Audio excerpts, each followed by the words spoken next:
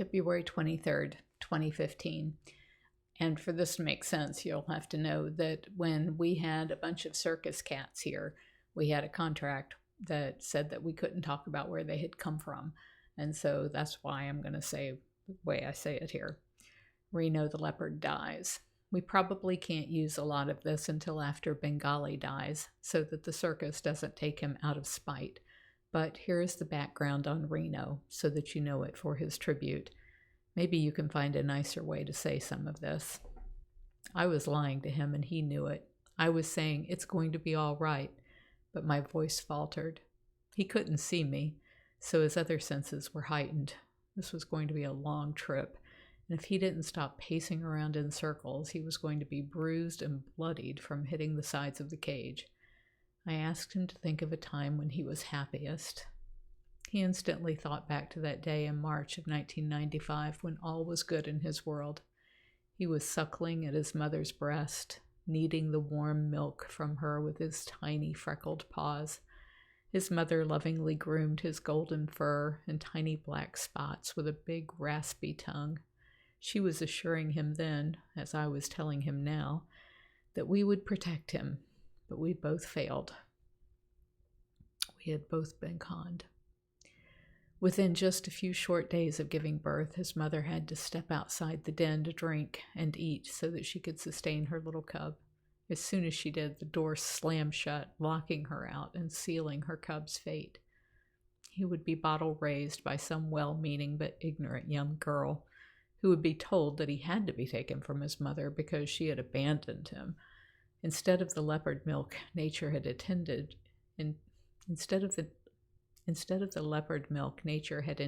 him to thrive upon, he'd be fed goat's milk, reconstituted from powder because it's cheaper, and he'd be deprived even this poor substitute so that he could be used as a photo prop. As a growing cub, his ancient instincts were telling him that he should bite and use his claws. He should practice his stalking, pouncing, and play killing because very soon he would be relying on those skills. Instead, he was smacked, kicked, and his lips pinched hard against his sharp little milk teeth to try and break him. His bottle would be withheld until there was a paying customer, and they would use it to keep him quiet long enough to get their photo and be on their way. Now they had a trophy to show others what a great bond they have with wildlife. When he outgrew this lucrative stage in his life, where people would pay by the minute to fondle him, he was sold to the circus. His betrayal meant that for the next 7 years, he would perform on command or else. I met Reno on New Year's Day in 2002. The circus trainer who worked the leopard was tearfully saying goodbye to him after Reno had bounded from his barren beast wagon into the lushly landscaped lakeside enclosure at our sanctuary. I was told that Reno had been trained to ride in a chariot pulled by horses, and that his act had been canceled so he was no longer needed. I heard someone say how sad it was that this trainer loved Reno so much and now had to give him up. I snorted silently to myself, thinking, those crocodile tears have nothing to do with love for this leopard. Those were tears of guilt. Guilt for the years of cracking a whip down across Reno's beautiful face, or even thinking about pouncing on those prancing tails of the horses in front of him. Guilt for keeping this magnificent, intelligent animal in a barred circus wagon for the past 7 years. Guilt for taking the crowd's applause and taking pleasure in being thought to be a big cat whisperer, when he knew that the positive reinforcement that he claimed to be the key to his success was just the smoke and mirrors used to hide the fact that beatings and deprivation were what really kept Reno under control. And the worst guilt of all was in knowing that the cats grow up, and when they do, they won't tolerate circus life anymore, so you have to dump them somewhere and start the abuse all over on some innocent little cub. In the year 2000, I'd been working on a contract with the circus for over 2 years to try and get the last 19 tigers and this one leopard off the road and into a permanent sanctuary. Back then, a tiger cost us $7,500 a year just in direct costs. Now it's over $10,000 a year. And we have never had a year where we had been able to break even, so there was no way we could take on the burden of $150,000 a year.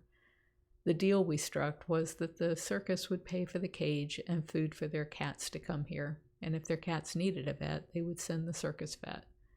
In return, I would not use their name when I rail against the circus acts that use big cats. They said they were getting out of the tiger business, and I was happy to provide a loving home for their last remaining cats. I had no money for a lawyer, and the circus had teams of them. The contract was not the ironclad agreement that I thought it was when it came to their vow to get out of the tiger business. In fact, that line somehow never even made it into the final draft. While they did stop breeding and buying tigers, they skirted the intent of our agreement by hiring acts that own their own big cats. To their credit, they did try a year with no tigers, but the public, ignorant or uncaring of the inherent abuse in circus life, insisted that wild animals perform for their amusement. This was frustrating, but not nearly as gut-wrenching as having to deal with the circus vets. Circus vets don't last long. In the past 15 years, I've lost count of how many we've had to deal with. My feeling is that these are vets who couldn't run their own practice, who have sold out to the blood money of the circus.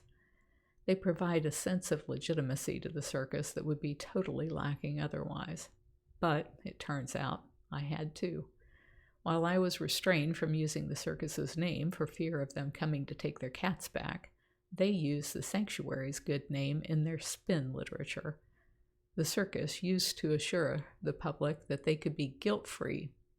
The circus used us to assure the public that they could be guilt-free in bringing their kids to see wild animals being forced to perform, because in the end there would be a wonderful sanctuary awaiting the retirees. Any vet with just a smattering of self-respect can't abide by using being used this way for long. It didn't take long for me to figure out that their vets knew a whole lot less than ours did about cats, and I would much rather have been able to rely upon our own vets, but my contract required that the circus cats had to see the circus vets. I don't know exactly what the connection is, but the circus vets all seem to work out of the University of Florida in Gainesville. Despite the fact that everything necessary to diagnose and treat a big cat is right here, they would always insist that any of the ailing circus cats at Big Cat Rescue be loaded up into trucks and shipped in the middle of the night by circus carnies to the university. The circus vet then would make a big parade of having a cool animal to work on. Students would ooh and ah over the rare cat and the seemingly all-knowing circus vet who would hold court. After the first lion I had ever taken to this facility back in the 90s had been kept sedated for over 5 hours and used as a teaching tool, I had loathed the prospect of ever having to come there again. His name was Mufasa, and he had died from the ordeal. Now, every time a circus cat had to be taken in for diagnostics, I groaned inside, knowing the fate that awaited them. What made it so much worse now, though, was that we have all of the tools necessary right here on the sanctuary grounds, but the circus vets can't pretend to know it all here, and would never be allowed to keep a cat sedated for so long while they lectured and pontificated over the ailing cat. I understand the necessity of hands-on learning, and our vets are good about teaching our volunteers during procedures here, but none of us would risk a cat's life by adding on time under sedation to do that.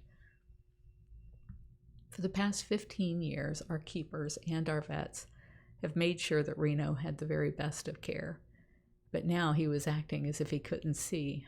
Just last week, he was bounding around in his grassy enclosure and got all excited at the sight of a bloodsicle coming his way, so this blindness was sudden. He began sleeping a lot more than usual and vomited what little food he was eating. We would happily have diagnosed and treated him here, but we were not allowed to because the contract required he be seen by a circus vet instead. How I wanted to ignore the contract, but doing so might result in the last 2 cats, still living from the original 20, be sent back to living in circus wagons. That's how I had found them living back in the 90s. Tiny circus wagons pulled into a circle with no shade and nothing for the cats to do but lay on a hard wooden floor all day and peer out from behind the bars of their beast wagons. Within 5 minutes of meeting the man in charge of the elephants and tigers, who were all tucked out of sight in the small town of Williston, Florida, he proclaimed how much he hated tigers. It was clear from the way they were being kept that he was telling the truth. USDA had cited the circus for years, and these cats wouldn't perform any longer and were just a liability. Years later, the circus would be hit with the largest fine ever leveled by the USDA against a wild animal exhibitor, and that was just for the abuses that were so obvious that they couldn't be overlooked. When Reno arrived in Tampa, his tail looked like 40 miles of bad road and was raw and oozing at the tip. The handler told me that the tigers had bitten his tail too many times and that the vets had sewed it back on, but each time it created a kink to the other side where the tissue had been missing. Circus acts are on the road for most of the year, and the wagons are chained side by side in dark, smelly trailers and train cars. If a cat isn't always on guard, his neighbor can reach a paw and pull the long tail into his mouth in an instant. All of the cats in the circus were tigers except Reno, and he took the brunt of the abuse from his fellow performers, who were 3 times his size. Reno's years at Big Cat Rescue have been full of trees to climb, hills to survey his territory from, keepers who adored him, enrichment to shred, and operant conditioning to keep his mind stimulated. Unlike punishment training, operant conditioning here consists of rewards for doing the things we need, like leaning up against the fence for annual vaccinations. But it is only reward-based. The cats know they can choose to participate or walk away. Given that choice, they often make us plan vaccines for another day when they are in the mood. That kind of training won't work if the show must go on. Apparently, the circus couldn't find anyone to drive Reno to Gainesville, so I agreed to do it myself. As much as I hated what surely awaited him there, he definitely needed diagnostics done if we were going to save his life. As expected, they kept him sedated for more than 7 hours, from what I could tell of cryptic messages relayed from the university vet to our vet to me. What was even more maddening was that the circus vet wasn't there, and apparently had no intention of being there, despite insisting that we come to her. She had just instructed the young vet, who spoke French but little English, by phone. She could have done that with our vets and saved Reno this long trip. They wouldn't allow me to stay with Reno. They never allow me to see what they do to the circus cats. It wouldn't be good for the outside world to know what really goes on behind closed doors. I waited in the van all day, until finally they notified me that it wasn't cancer, but they wanted to keep him, on display no doubt, at the clinic for his follow-up treatment. The vet said his liver was riddled with ulcers, and that the MRI, CT scan, x-rays, and sonogram did not give them any reason for his sudden blindness, but he was completely blind. We can accommodate blind cats. 29 of our cats are over the age of 20, and blindness just comes with old age, but I asked if they could reverse the damage to his liver. The vet said that it might be treatable, but not reversible. She said they would culture the liver biopsy and treat him as if it were hepatitis until they got the culture back. That could be several days, especially since this was a weekend. I would much rather have taken him back to the sanctuary, where he would be surrounded by those who know and love him for this supportive care, but was reminded that he isn't my cat and the circus is in control of what happens to him. In all of the years of caring for Reno, I never once saw him do it, but his tail bore the evidence that in his solitary moments, Reno dreamed of his mother. He remembered how it felt to be safely snuggled up against her. He suckles on his own tail, sometimes until it bleeds, in order to hold firm that memory of what it's like to feel safe and loved.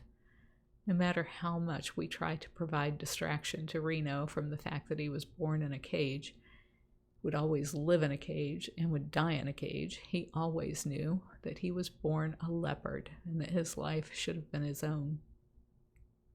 2 days later, Monday, February 23rd, at 11:36 a.m., Dr. Graham, the circus vet, told Dr. Wynn that Reno wasn't doing any better and felt he should be euthanized.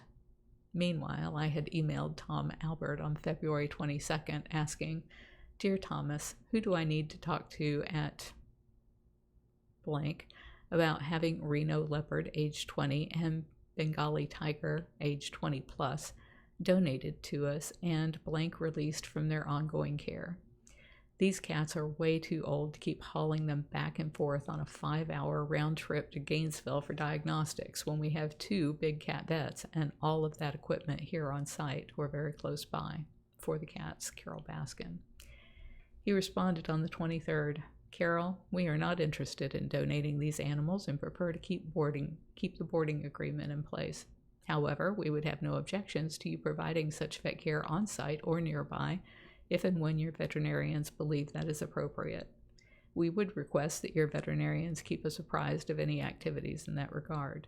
Please have Dr. Wynn contact Dr. Graham to discuss the details. Tom Albert."